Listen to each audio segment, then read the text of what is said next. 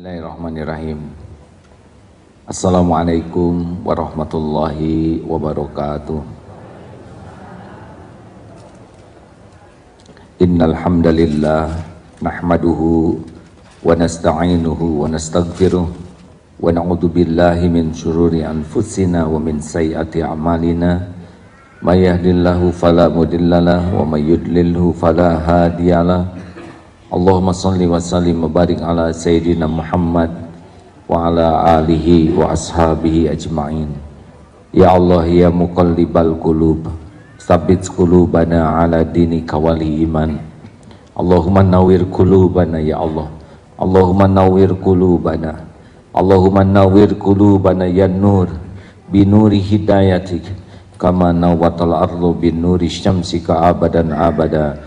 Birahmatika ya arhamar rahimin. Allahumma inna nas'alukal huda wa tuqa wal afafa wal ghina. Ya Allah, Rabbana la tuzigh qulubana ba'da idh hadaitana wa hab lana min ladunka rahmah innaka antal wahhab. Allahumma iftah lana hikmataka ya Allah wansur alaina rahmataka ya dzal jalali wal ikram. Duha yang maha menatap, berkahi majlis ini. Jadikan pertemuan ini Engkau singkapkan hati yang masih tertutup, Engkau lembutkan hati yang keras, Engkau cahayai hati yang gulita, Engkau lapangkan hati yang sempit, Engkau sembuhkan hati yang berpenyakit, bahkan Engkau hidupkan hati-hati yang mati. Engkaulah penggenggam pembulak balik setiap kalbu ya arhamar rahimin. Amin ya Allah ya rabbal alamin.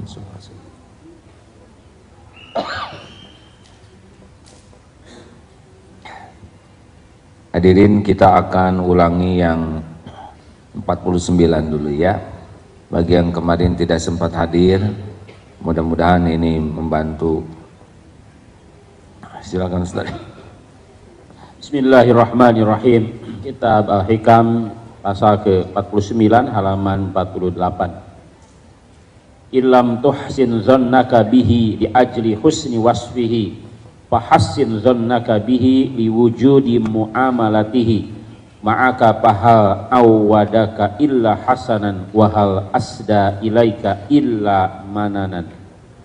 Jika engkau tidak bersangka baik terhadap Allah Ta'ala karena sifat-sifat Allah yang baik itu, sangkalah baik kepada Allah karena karunia pemberiannya kepadamu. Tidakkah selalu ia memberi nikmat dan karunia-Nya kepadamu? Jadi Allah dalam hadis qudsi berfirman begini, ana inda dhanni abdi bi, aku sesuai prasangka hambaku. Jadi zon kepada Allah, prasangka kepada Allah itu sangat menentukan karunia Allah kepada kita. Kalau kita berprasangka baik, maka kebaikan itu yang Allah berikan. Kalau kita berprasangka buruk, prasangka buruk itulah yang mengundang keburukan bagi kita. Nah, untuk bisa berprasangka baik kepada Allah, kalau sudah tinggi tingkatannya lebih mudah, karena dia tahu Allah maha baik. Tapi makom ini tidak semua orang bisa mencapainya dengan mudah. Ada tahapannya, yaitu fokus kepada kebaikan Allah kepada kita. Kalau kita tidak bisa langsung berbaik sangka kepada ketentuan Allah, maka kita lihat kebaikan Allah kepada kita selama ini, itu menyampaikan kita kepada zon, husnuzon ke Allah. Sekarang ketika sekian triliun makhluk Allah ciptakan, manusia sekitar 7,5 miliar, alhamdulillah kita ditakdirkan jadi orang Islam. Cuman 1,5 miliaran, benar? Di antara orang Islam, alhamdulillah kita ditakdirkan Islamnya yang ada iman. Karena kita tahu tidak semua umat Islam juga memiliki akses untuk meningkatkan iman. Beberapa negara ada yang umat Islamnya besar, tapi akses ilmu kurang, akses ibadah terbatas. Kita diberi. Di antara yang punya iman, alhamdulillah kita diberikan kesempatan bisa belajar. Karena kalau Allah mau menuntun seseorang, man yuridillahu bihi khairan yufaqihu fiddin. Jika Allah menghendaki kebaikan kepada seseorang, bukan perkara dikasih uang, bukan perkara dikasih gelar, tapi dikasih jalan untuk paham agama. Karena kalau dikasih dunia, nggak paham agama, itu dunia akan memperbudak dirinya. Tapi kalau dia paham agama, dikasih dunia, dunia jadi hamba dirinya untuk menghamba ke Allah. Jadi enak pakai dunianya.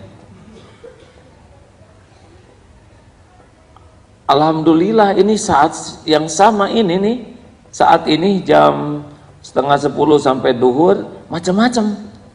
Ada yang sedang ngelamun, sedang tidur, ada yang sedang berdiri, ada yang sedang maksiat malah, ada yang lagi korupsi nih, ada yang sedang ngaji ilmu, benar? Wa bi ayyi ala'i rabbikuma tukadziban, maka nikmat Tuhanmu manakah yang kau dustakan? Dari satu garis itu, belum garis-garis yang lain, kita bisa menemukan. Sekarang dari garis dosa saja kita bisa menemukan kemurahan Allah. Maaf ya, jangan tersinggung karena ini fakta. Kalau saya lihat wajahnya ini wajah-wajah banyak dosa, benar? Tersinggung tidak? Alhamdulillah sudah jujur ya. Nggak apa-apa Pak disebut banyak dosa Pak. Kita ini wajah-wajah berlumur dosa karena memang begitu. Tapi nggak ada yang tahu dosa kita. Karena kemurahan Allah nutupin aib. Lah saya duduk di sini, ada orang datang dari mana-mana mau dengar. Ini kan bukan karena saya soleh mulia, enggak. Ini cuma satu, karena Allah masih nutupin orang ini dosa-dosanya, masa lalunya, aibnya, kekurangannya, kesalahannya. Hadirin kan nggak tahu kalau dibuka oleh Allah bubar nih, beneran. Ya saya nggak boleh ngebuka apa yang Allah tutupi ya. Kalau Allah nutupi mah ya harus syukur dengan tobat dan memperbaiki diri. Jangan sok soleh ya, saya mah tukang maksiat, nggak boleh ya. Udah ditutupi Allah tuh supaya kita bisa tobat. Itu pun garis nikmat. Belum makanan, belum pakaian, belum ilmu, belum keluarga. Di antara yang sebel, lebih banyak yang senang. Begitu banyak garis kita bisa menemukan limpahan karunia Allah untuk kita yang nggak benar ibadah dan imannya ini ya. Kalau sudah bisa melihat itu, kita yakin kapan Allah berbuat jelek kepada kita. Cung, acungkan tangan. Kapan Allah berbuat jelek ke kita sedikit aja? Ibu ngacung? Oh enggak ya, tolong jangan kemana aja hadirin. Halo, ada? Pernahkah Allah berbuat jelek ke kita? Jawab. Sedikit aja pernah. Tapi saya banyak masalah. Apakah itu jelek? Dengar ya. Yang namanya petaka terbesar bagi kita itu bukan musibah-musibah yang kita anggap selama ini musibah. Petaka itu adalah dicabutnya nikmat iman. Kejadian apapun yang membuat kita dekat dengan Allah itu karunia. Kita diberi musuh, yang adanya musuh ini membuat kita dekat dengan Allah, itu lebih baik daripada diberi kawan yang membuat jauh dari Allah. Kita dibikin sakit oleh Allah, dan sakit ini membuat kita bersih, dekat dengan Allah, lebih bagus daripada sehat yang membuat kita jauh dari Allah. Yang paling bagus adalah ya sehat, ya dekat dengan Allah. Saya juga nggak mau milih sakit ya, karena memang nikmat kedua sesudah iman adalah sehat wal afiat. Ngomong-ngomong sudah paham belum? Sehat wal afiat, sehat. Gini, ini mata kalau bisa melihat itu sehat, tapi kalau senang baca Quran itu afiat. Ini mulut nggak ada sariawan, gigi bagus, itu mulut yang sehat. Tapi kalau mulut ini jadi senang zikir, senang baca Quran, perkataannya baik, itu afiat. Nah, nggak cukup hanya sehat, karena tukang tipu juga mulutnya sehat. Jelas? Surat An-Nisa ayat 19. Wa asa an takrahu syai'aw wa yaj'al lahu fihi khairan katsira. Mungkin kamu tidak menyukai sesuatu, fa asa an takrahu syai'a wa yaj'al lahu fihi khairan katsira. Padahal pada yang tidak kita sukai itu ada kebaikan yang sangat banyak. Nah, kita suka sok tahu ya. Makanya kalau kita ingin memiliki prasangka baik kepada Allah, kita harus lebih banyak mengingat kebaikan Allah kepada kita. Itu enak. Jangan kebanyakan mikirin kejelekan orang, ngotorin hati. Bu, Ibu, nggak usah capek-capek mikirin kejelekan suami ibu.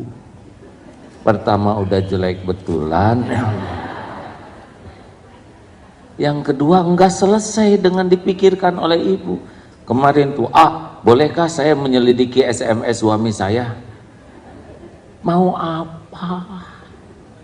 Sekarang pas ketahuan yang nggak enak kan jadi sengsara sendiri. Apa suami jadi robah? Belum tentu. Mendingan nggak usah bongkar-bongkar SMS suami. Ya, biarin sama-sama tua inilah. Di sisi Allah mah hitungan masing-masing, betul? Ibu mah ambil air wudhu, walaupun tergeletak itu handphone tertinggal, kesempatan emas, ya. Tapi ibu kan nggak tahu kuncinya ya.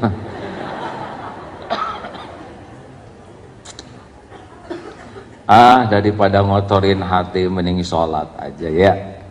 Titipkan ke Allah, ya Allah, titip. Suami saya yang kau sudah tahu, dia segitu adanya.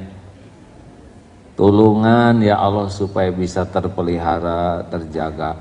Panteng saja ingat karunia Allah. Betul?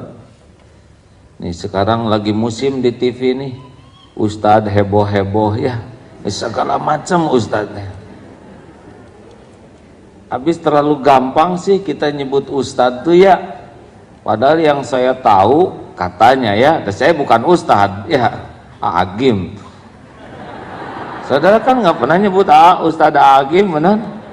Ustadz tuh bu, seorang ustadz tuh pak, ilmu agamanya tuh diharapkan kafah, lengkap dari berbagai sisi, kemudian ilmunya juga diamalkan dan ngamalkannya tuh tulus. Inilah yang berhak dapat gelar ustadz, bukan perkara sorban, bukan perkara tampil di TV, bukan perkara jago ceramah. Ini aja yang ngomong belum layak sama sekali disebut ustadz. Kalau kiai mah nggak terlalu keren ya. Di Jogja juga ada Kiai Rebo, saudara tahu? Ayo siapa? Kiai Rebo ada? Kebo bule bu. Dan saya juga tidak tahu ada yang menyebut kiai itu, ada orang lain yang menilai. Nah, hati-hati kalau kita lihat begitu, sehingga waktu kita tersita mikirin kejelekan dan lupa Allah sudah menyelamatkan kita. Gini ya, lihat orang berbuat maksiat. Satu sisi kita lihat, sisi lain adalah kita ingat Allah nyelamatin kita dari maksiat itu. Benar? Lihat orang-orang, lihat di TV, wah segala macam. Alhamdulillah kita ditolong oleh Allah, tidak berbuat kesia-siaan begitu. Itu harus kembali ke Allah tuh. Lihat yang fakir, miskin, kita bukan mensyukuri kefakiran mereka, tapi kita bersyukur kita dicukupi. Jadi jatuhnya tuh syukur. Ini bisa husnuzon ke Allah. Surat Ar-Rahman ya, sudah hafal belum? Ayo hafalin. Hafalkan, pakai tahajud, nanti bisa nangis terus. Wa bi ayyi ala'i rabbikuma tukadziban kullu man 'alaiha fan wa yabqa wajhu rabbika dzul jalali wal ikram. Semua pasti binasa kecuali wajah Allah Jal Jalali wal Ikram, yang maha perkasa, yang maha mulia. Nah, baik, kita nomor selanjutnya ya. Yang hari ini nomor 50. Silakan Ustaz. Al-ajabu kullul ajabi mimma yahrabu mimma lang fikaka lahu anhu wa yatlubu ma la baqa'a lahu ma'ahu. Fa innaha la ta'mal absaru walakin ta'mal qulub allati bis sudur. Keajaiban yang sangat mengherankan terhadap orang yang lari dari apa yang sangat dibutuhkan dan tidak dapat lepas daripadanya dan berusaha mencari apa yang tidak akan kekal padanya. Sesungguhnya bukan mata kepala yang buta, tetapi yang buta ialah mata hati yang ada di dalam dada. Kalau mata buta hanya tidak lihat dunia, tapi kalau hati buta dia tidak akan melihat kebenaran, dia tidak akan bisa melihat Allah Subhanahu wa Ta'ala dalam tanda kutip ya, kekuasaannya, kehebatannya, kebaikan. Dan mata buta itu bukan masalah besar, itu hanya sebuah episode dari Allah bagi yang tunanetra dan ladang amal bagi orang yang jadi jalan kebaikan. Umroh kemarin 7 diantaranya adalah dari grup Umi Maktum Faiz, 4 tunanetra, 3 awas. Syariatnya dengan adanya yang tunanetra ini yang awas ke bawah umroh ya, karena yang tunanetra harus dituntun. Tolong kalau ada melihat tunanetra jangan jadi bahan gurauan ya, atau jadi bahan tertawaan, karena boleh jadi kedudukan mereka lebih tinggi di sisi Allah daripada kita.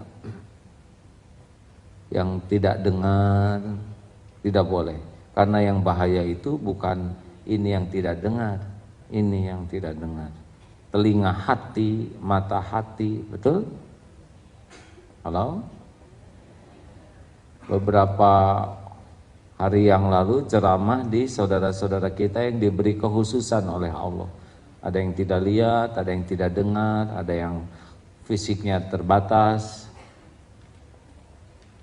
Menakjubkan, tari saman nggak kedengaran, sebagian nggak bisa lihat, sebagian nggak ada kaki. Hasilnya 4 benua, 19 negara dijelajahi. Ini mah belum tentu senegara pun juga ya selain negara Indonesia. Benar? Nah, berkah dari telinga tidak bisa dengar. Maka tidak boleh ya, kita sepakat jangan meremehkan orang-orang yang diperlakukan spesial oleh Allah. Mungkin telinga tidak dengar tapi hatinya sangat mendengar. Baik. Sungguh ajaib, mengherankan orang yang lari dari apa yang sangat dibutuhkan, yang nggak bisa lepas kita darinya. Udah perlu, nggak bisa lepas, tapi kita menjauh dan sibuk mencari apa yang pasti nggak kekal buat dia. Ini kan punten ya, blow on, betul tidak? Ada kesepakatan ini. Misal yang paling sederhananya, seseorang sakit punya obat ini sangat penting dan sangat tergantung oksigen lah ya. Misal dia tuh sesek, saya bukan dokter ya, kurang paham, tapi dia sesek, dia perlu oksigen, tapi dia lari dari sesuatu yang dia perlu dan tergantung, dia tinggalkan, malah nyari tisu, mempet-mempet, kan rada riut. Itu perumpamaan sangat sederhana. Jadi yang namanya orang yang cerdas, mata hatinya terbuka, tahu nih, saya harus tahu apa yang paling penting bagi saya dan apa yang saya tidak bisa lepas daripadanya. Apa? Siapa? Surat Ar-Rahman ayat 29. Yas'aluhu man fis samawati wal ardh kulla yaumin huwa fi sya'n fa bi ayyi ala'i rabbikuma tukadziban. Semua yang di langit bumi, yas'aluhu man fis samawati wal, semua bergantung ke Allah. Karena Allah lah pencipta kita, Allah lah pemilik diri kita, Allah lah yang menguasai diri kita, dan kita nggak bisa lari dari Allah. Setiap saat kita membutuhkan Dia. Tapi sayang orang tidak menyadari. Coba, yang paling sederhana nih sekarang, kita mau punya rezeki. Banyak orang yang nggak ingat ke Allah, pontang-panting pentong. Padahal tinggal bicara saja, ya Allah, saya akan menjemput rezeki jatah saya. Didengar tidak oleh Allah? Kira-kira disia-siakan tidak? Tidak, akan ditunjuki kita berjumpa dengan rezeki kita dengan cara yang berkah. Kehormatan terjaga, rezekinya cukup, nggak stres, nggak ngerusak ibadah, gitu. Yang belum punya jodoh, coba nyari kemana? Nyari ke paranormal, nanti jadi dekat jodohnya. Ya, bagaimana Pak? Jodoh saya sudah dekat katanya. Bagaimana? Lebih dekat lagi sekarang. Jadi jodoh saya siapa? Saya, kan ngaco katanya. Bukan saya ini, hadirin ya. Sudah cukup saya ya. Saya KB2 saja cukup, hadirin. Ini juga gemparnya. Tidak boleh sesali ya, hadirin.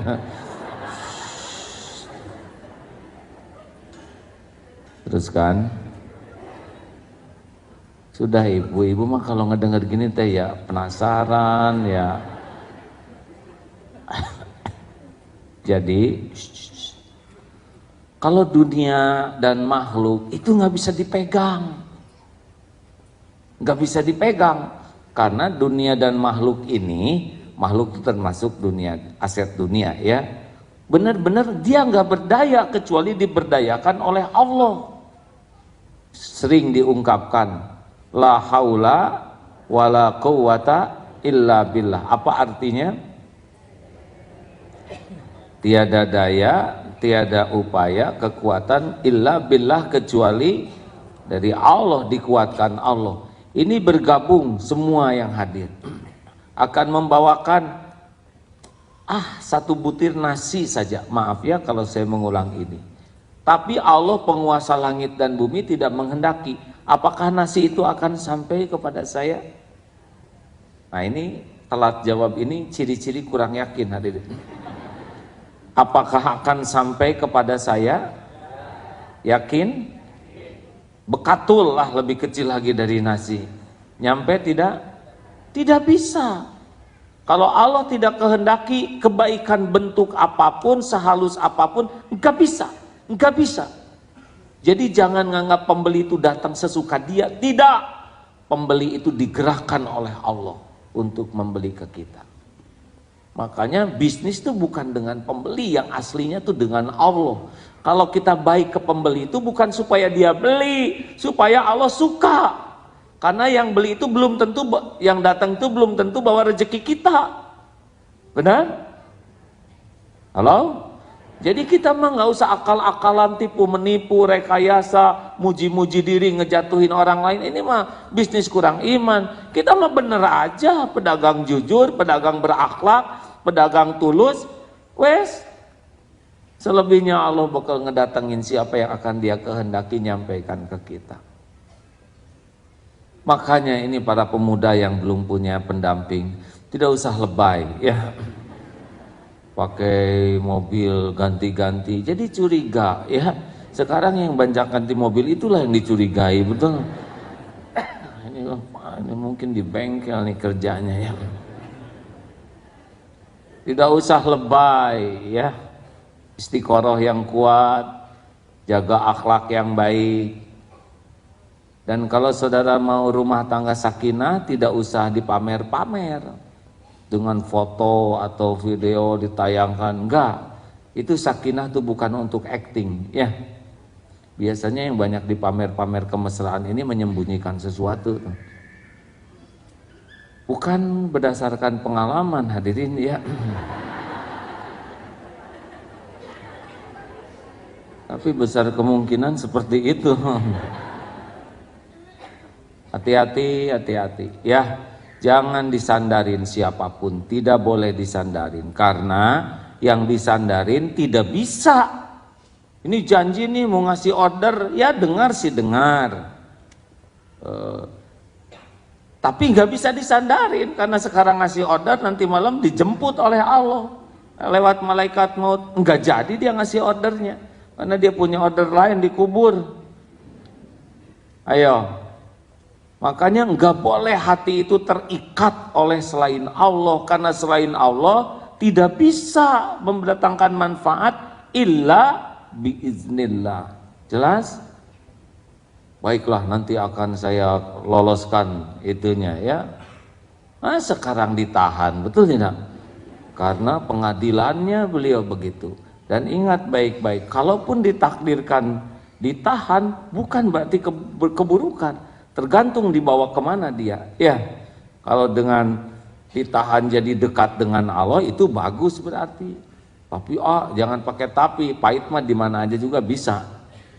Ya, sakit boleh jadi kebaikan dari Allah. Ditipu baik atau buruk? Ditipu baik atau buruk? Tegang nih ya. Nyebut buruk takut salah, nyebut baik takut ketipu. Allah juga tahu hadirin, kita teh nggak mau ditipu, saya juga tegang hadirin. Tapi kalau udah kejadian pasti baik. Kenapa ya? Allah menakdirkan saya ketipu. Biasanya orang ketipu lebih fokus mikirin yang nipu. Boleh, tapi tidak boleh dominan. Karena kita ketipu juga biiznillah, izin Allah bukan? Jawab. Ma asaba min musibatin illa biiznillah. Surat Al-Ankabut ayat. Ayo Ustadz, masa yang gini lupa, periksa ya. Nggak boleh lupa Ustadz ya. Saya mah agim, betul tidak? Al-Ankabut ya lama ma asaba min musibatin. Nah, tahu ayat berapa?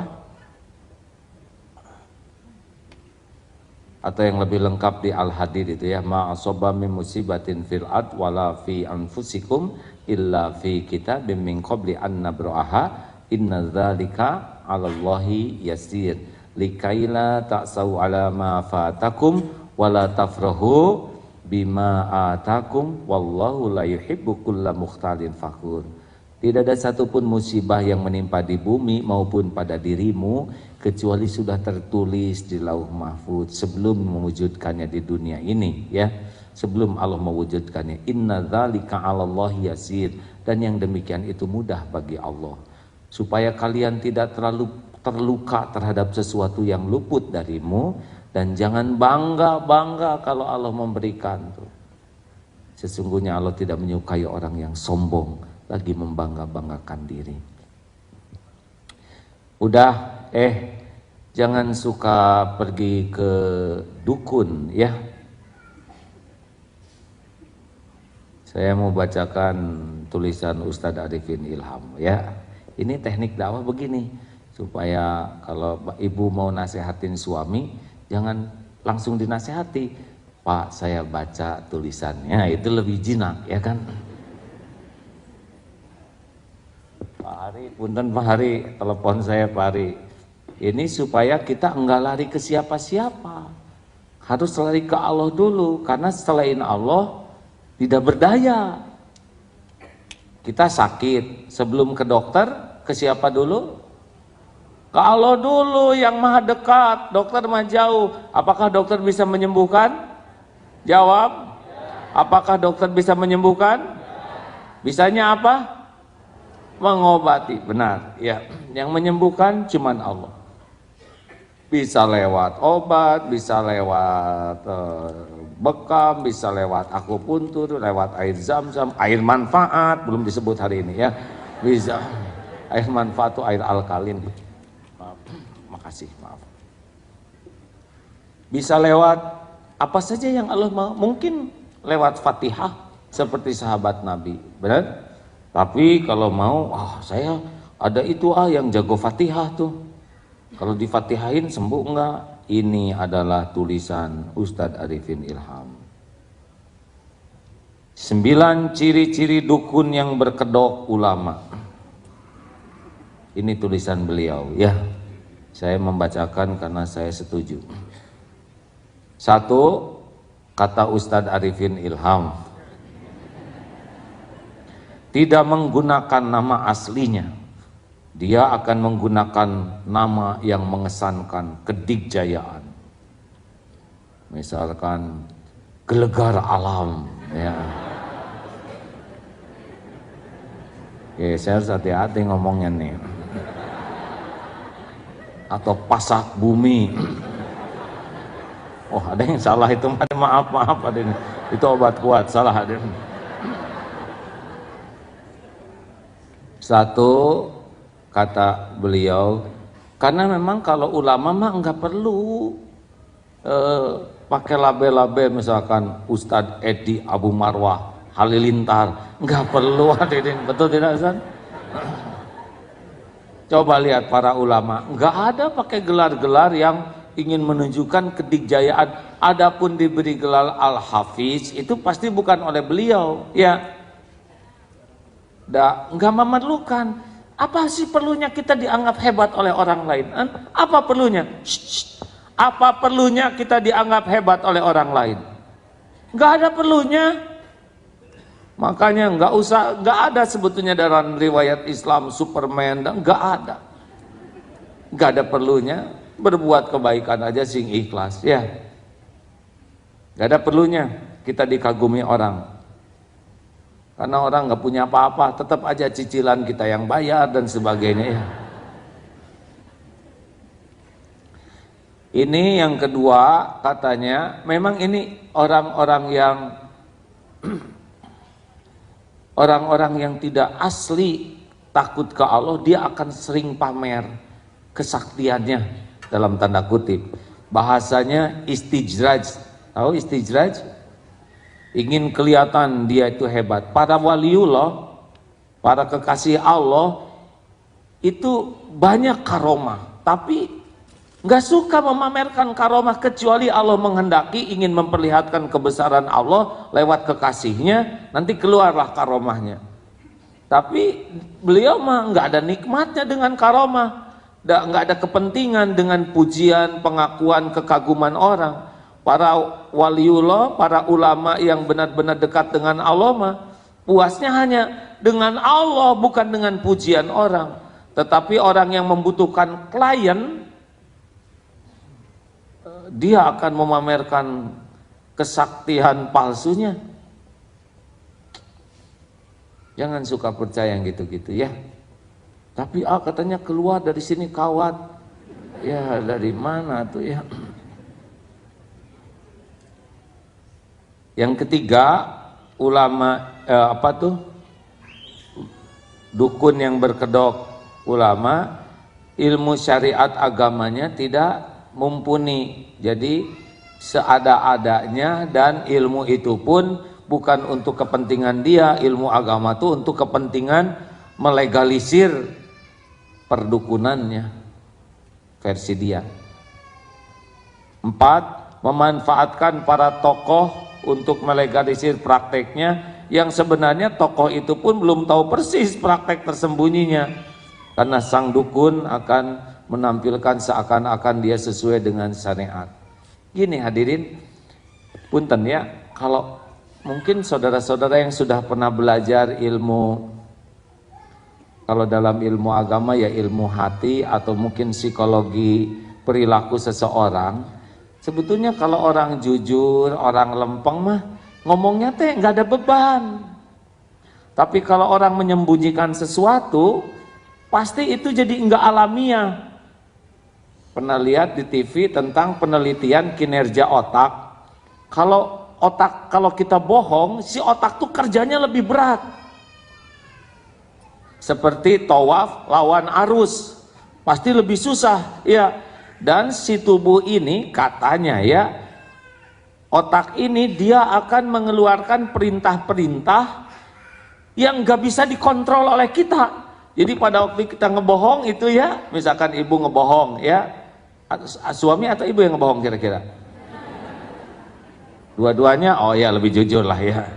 Walaupun masih nggak mau, oh saya aja gitu, nggak mau, suami harus ikut bohong ya, supaya tidak terdakwa sendirian. Begitulah hadirin, ketika kita bohong, kita tuh akan mengeluarkan sikap perilaku yang diperintah otak dan kita nggak bisa mengendalikannya.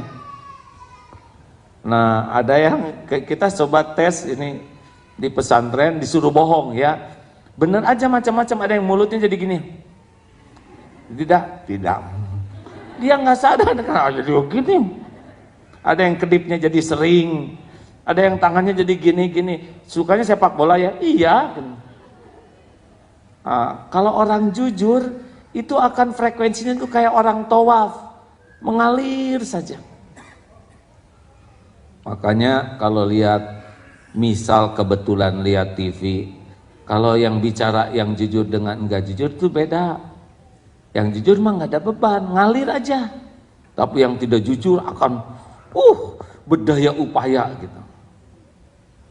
Halo? Makanya ibu kalau ditanya oleh suami, kenapa belanjaan habis, uang habis? Kalau ibu memang jujur mah kalem aja. Memang habis, Pak. Tapi kan biasanya tanggal 25 habis, ini tanggal 20 udah habis. Iya Pak, harga-harga udah naik sekarang. Gak percaya? Ibu nggak usah. Udah duit sedikit nggak percaya, percuma ngomong itu Bu. Lebih baik ibu keluarin bonnya, nih ini beli kerupuk segini. Coba tuh beli tuh yang awet, nih yang awet Pak, apa? Kalender. Ini kuat setahun Pak sekali beli ya. Makanya suami kalau ingin awet tuh beliin kalender. Astagfirullahaladzim. Tenang aja, kalau kita benar mah disalahin mah nggak apa-apa, yang penting mah kita benar ya. Dengar ya Bu, Pak, kita sekarang benar melakukan tidak salah dalam satu hal ya. Ingat baik-baik loh ya, kalau kita tidak salah dalam satu hal bukan berarti tidak pernah salah dalam segala hal. Siapa yang ketawanya dramatis?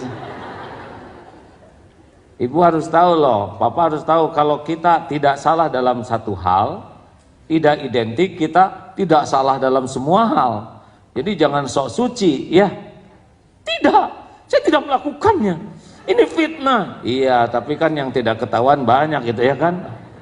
Jadi jangan terlalu dramatis ya. Kamu ini gimana Pak? Ya saya tidak percaya sama Papa. Ingat yang nggak diketahui, oh ya. Untuk kali ini saya enggak, beneran ini saya jujur. Tenang, tapi jangan sok suci seakan-akan kita menjadi manusia tanpa dosa. Tetap kita harus jujur juga di hati kita. Banyak nih dosa-dosa kita yang nggak diketahui orang lain dan tidak dituduh ya. Biasakan jangan panik ya. Allah tahu kita enggak salah. Allah tahu kita disalahkan. Ini ujian hidup. Kalau kita kembalikan ke Allah, ya Allah, ini episode yang harus saya jalanin. Saya ridho dengan episode ini dan saya percaya Engkau tahu persis apa yang saya lakukan. Saya dituduh, gak apa-apa ya Allah. Mudah-mudahan ini merupakan penggugur dosa-dosa yang lain yang gak dituduhin padahal saya lakukan. Halo? Ada suami istri ini maaf ya, suaminya ini sudah pada senior, jadi di atas 50 lah senior tuh ya. Istrinya punya pil pria idaman lain, ketahuan tuh oleh suami. Waduh, saya tidak terima. Saya tidak membela sang istri ya. Ini istri saya. Istrinya diam aja. Dia ketahuan punya selingkuhan. Si istrinya nunduk begini. Boleh saya bicara dengan ibu, Pak? Boleh. Bu, ya saya salah. Udah tua saya gini, aduh saya nyesal, saya malu sekali. Tapi saya ini tahu dosa. Apapun juga alasannya, saya ini benar-benar dosa. Oleh Allah dibuka, suami saya tahu, anak-anak saya tahu, pasti Allah yang menghendaki. Saya mau tobat, tapi gimana suami saya selalu mencurigai saya walaupun saya sudah tobat. Ibu, tobat mah bukan supaya nggak dicurigai suami. Tobat mah supaya diampuni Allah. Oh iya ya, tapi suami saya masih tetap aja sekarang curiga ke saya. Atuh itu mah resiko dari kecentilan ibu, ya kan? Saya nggak nyebut centil waktu itu hadirin ya. Hanya sekarang aja nyebutnya. Itu mah resiko, Bu. Itu boleh jadi Allah belum membuat hati suami ibu memaafkan karena dosa ibunya belum serius ditobatin. Belum lurus niat tobatnya, masih supaya suami baik. Udah tobat aja, Bu. Suami mau marah, nggak percaya, ya nggak apa-apa, itu mah resiko dari perbuatan itu. Tobat, nanti ada saatnya Allah ngebalikin hati suami. Oh ya, semangat Ibu. Udah, nggak jauh-jauh amat sih, hanya memang tertarik, salah itu juga ya. Datang suaminya, sakit Pak, ini kita aja ya Pak. Ini kejadian ini nggak kejadian tanpa izin Allah, Pak. Dan sangat boleh jadi kejadian ini diundang oleh dosa-dosa Bapak. Ini nggak usah ngaku ke saya, Pak. Bapak pikirin aja dosa Bapak sendiri. Boleh jadi ujian rumah tangga ini diundang oleh mungkin perbuatan dosa Bapak yang udah 50 sekian 7 tahun ini pasti ada dosa. Bapak kan ada. Nah, Bapak fokus sekarang pikirin dosa Bapak daripada dosa istri. Istri mah udah jelas bikin dosa. Tapi kan bukan cuman istri yang bikin dosa, Pak. Jangan Bapak siang malam mikirin dosa istri, dosa Bapak nggak dipikirin. Padahal yang harus nobatin dosa Bapak tuh Bapak sendiri. Dan sangat boleh jadi ini ujian rumah tangga ini diundang oleh dosa Bapak. Saya nggak akan ikut campur. Bapak pikirin, udah mereview dosanya, lebih bahaya dosa Bapak daripada sikap istri. Istri dengan begini tobat nasuha bisa diampuni Allah. Bapak sibuk sebel ke istri tapi Bapak nggak tobat, Bapak yang celaka. Kenapa jadi tegang gini semuanya ini? Seperti yang perwakilan. Ya sudah, begitu saja. Nah inilah ilmu tauhid hadirin. Kalau ilmu tauhid itu penyelidikannya bukan hanya penyelidikan lahiriah, tapi harus berani menyelidiki apa yang Allah tahu tentang diri kita. Benar? Kayak barusan kan kayaknya yang paling jahat tuh istrinya. Ya, istrinya salah dan kita posisinya harus ngajak orang tobat. Jadi bagaimana? Ini saya talak aja Pak. Kalau mau talak mah gampang, tinggal ngomong aja saya talak kamu. Tapi apakah ini menyelamatkan bagi istri Bapak dan bagi Bapak? Ataukah ini merupakan jalan dari Allah supaya Bapak juga mau tobat? Bapak jujur aja sekarang antara Bapak dengan Allah. Dosa yang Bapak lakukan ya, itu langsung diam merenung. Jauh lebih terancam oleh dosa Bapak daripada oleh kelakuan istri. Kalau sekarang istrinya tobat nasuha lalu Allah mau mengampuni, terserah Bapak menalak atau tidak. Boleh jadi istri bisa naik derajatnya di sisi Allah. Tapi kalau Bapak nggak tobat, Bapak celakanya justru oleh dosa sendiri. Nah hal-hal seperti ini harus kita pahami ya. Jangan sampai kita malah fokus kepada yang salah fokus. Harus kembali ke Allah semuanya. Dah segitu aja hadirin. Kita tukar pikiran ya. Masih lama ini. Ya dan saya juga nggak akan langsung berhenti Bu, mau tanya jawab ya. Boleh acungkan tangan yang baru datang hari ini? Boleh? Alhamdulillah, terima kasih. Bapak tahu dari mana? Dari istri. Sukses ya. Acungkan tangan yang sudah ngajak yang lain, Cung. Yang sudah ngajak. Yang berhasil mengajaknya, Cung, ada yang sukses? Yang masih belum berhasil ngajak tapi belum mempan, Cung. Nggak apa-apa. ya ngajak juga sudah jadi kebaikan. Tidak identik kita melakukan ini harus jadi ini, enggak harus ya. Baik, terima kasih bagi yang baru hadir. Jadi pengajian ini 2 minggu sekali. Kajiannya adalah membaca kitab Al-Hikam.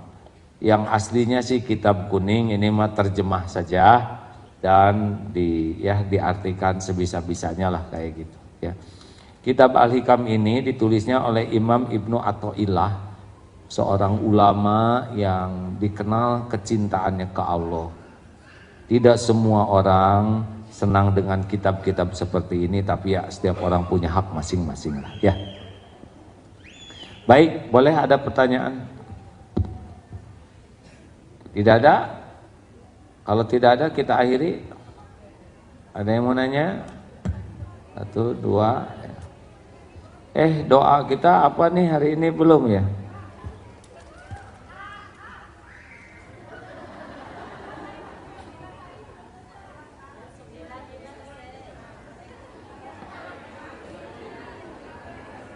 Iya, ciri-cirinya belum tamat. Astagfirullahaladzim, ini nih kalau belok tuh ya. Sudah nomor berapa tadi? Yang kelima, prakteknya ikhtilat laki-laki dan perempuan itu seperti yang tidak ada aturan khusus. Bisa menjamah perempuan. Ada yang darurat, bisa ya, seperti dokter, dia pasiennya perempuan, misalkan mau cabut gigi, nggak bisa nih, beda jenis, ya jadi pakai remote, dari nggak susah. Ada yang tidak apa-apa, tapi beda lagi yang dia nggak takut untuk melakukan itu, ya. Ada tuh dukun-dukun tuh pasien wanitanya dimandiin, nauzubillahimin dzalik, dan nggak akan menolong apa-apa. Mereka tuh sandarannya jin, bukan Allah, benar? Makanya, dan dia juga berani bayar media untuk praktek perdukunannya. Ada kalanya kita harus menggunakan media untuk memberitahu orang tentang sesuatu yang manfaat. Tapi kalau perdukunan, dia sangat ingin diketahui kehebatannya. Yang ketujuh, dengan bahasa mahar.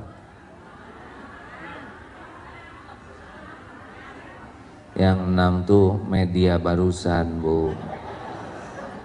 Ini mah jamaatnya ngelawan wae. Ibu ya, Bu. Nomor 6 tuh tentang media. Yang ketujuh, kata Ustadz Arifin Ilham, suka menggunakan bahasa mahar. Ke kiai mah yang asli mah nggak ada mahar-maharan. Mahar teh kalau mau ijab kabul nikah. Ini mah ada mahar ini, kalau nggak dibayar maharnya penyakit makin parah, maka akan mati kejang, dan kalau tidak segera ditransfer maka doa tidak akan sampai, penyakit tidak sembuh.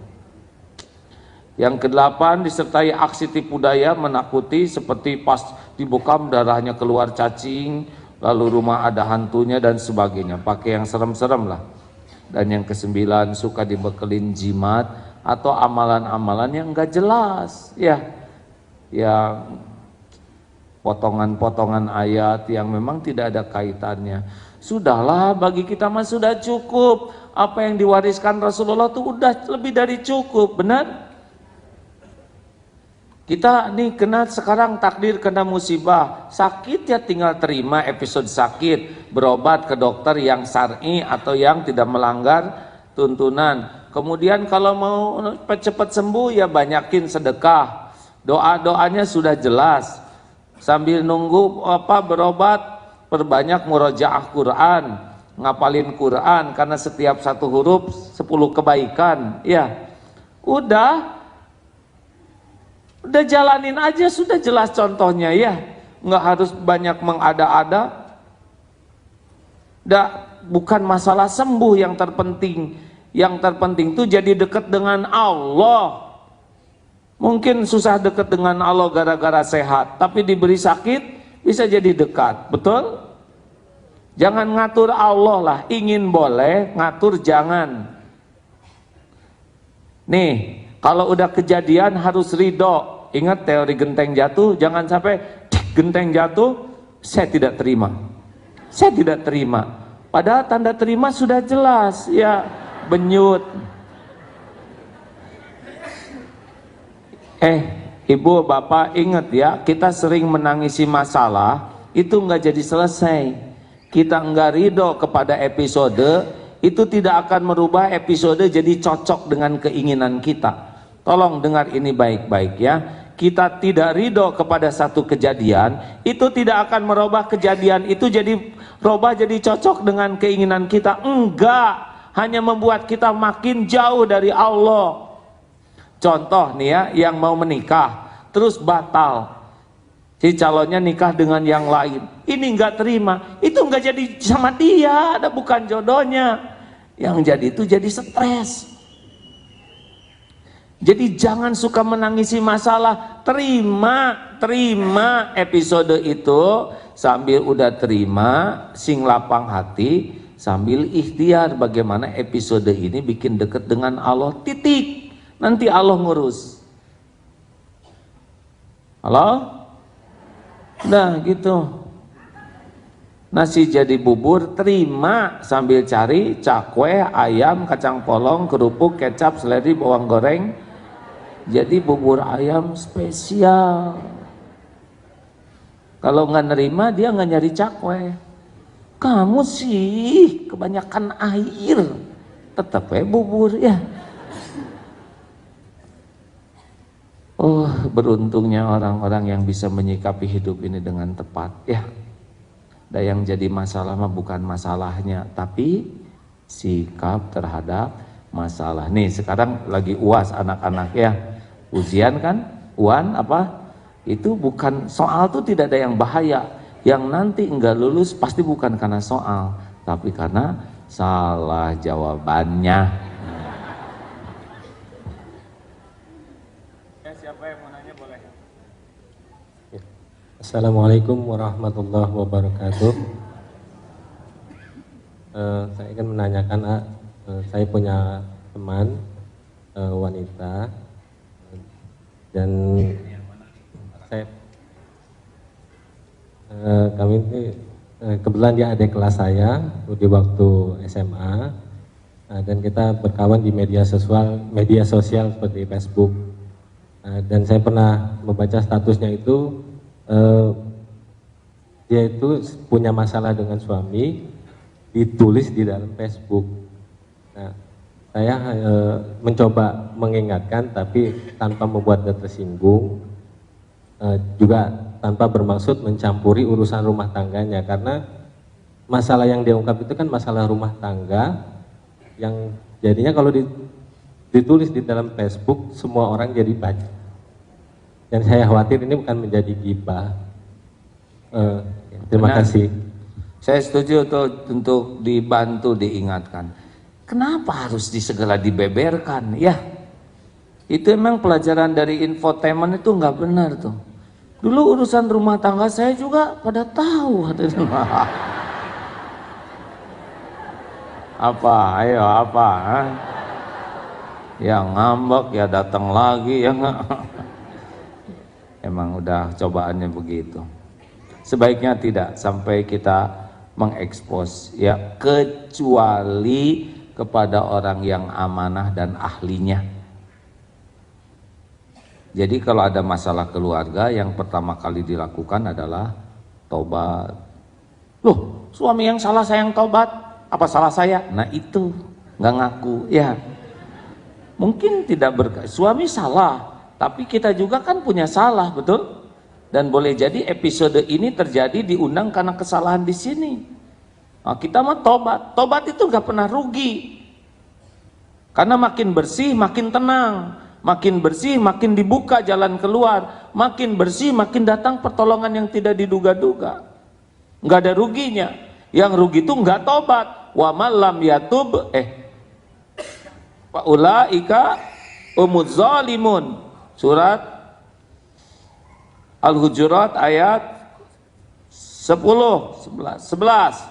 Barang siapa yang tidak bertobat, mereka itulah orang yang zalim. Nah, mudah-mudahan kalau ada masalah jangan kemana-mana dulu, ke Allah dulu, tobat ya. Nanti minta tolong ke Allah.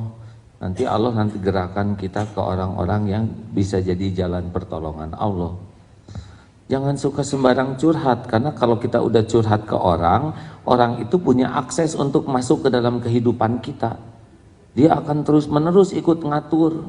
Nanti dia ngomong ke orang lain, sejengkal jadi sedepah, sedepah jadi sehasta, ujungnya jadi ikut campur dan gak jelas. Bukannya selesai masalah, itu penyebabnya adalah karena dia cari penolong selain Allah. Nambah masalahnya.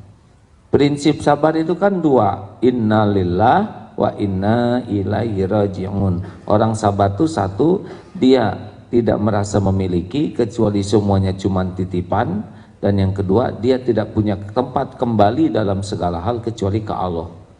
Kalau dia merasa memiliki, makin kuat memiliki, makin susah sabarnya. Dan makin lari kepada selain Allah, makin tidak bisa sabar. Begitu? Ya. Halo, selanjutnya ada lagi? Iya Pak.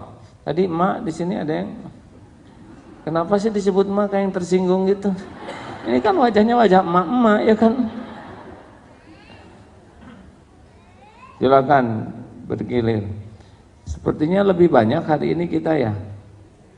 Alhamdulillah, Allah lah yang menggerakkan. Silakan. Siapa yang siap tuh? Panitia? Mana panitianya? Mungkin kalau gerakannya lebih cepat, lebih baik ya.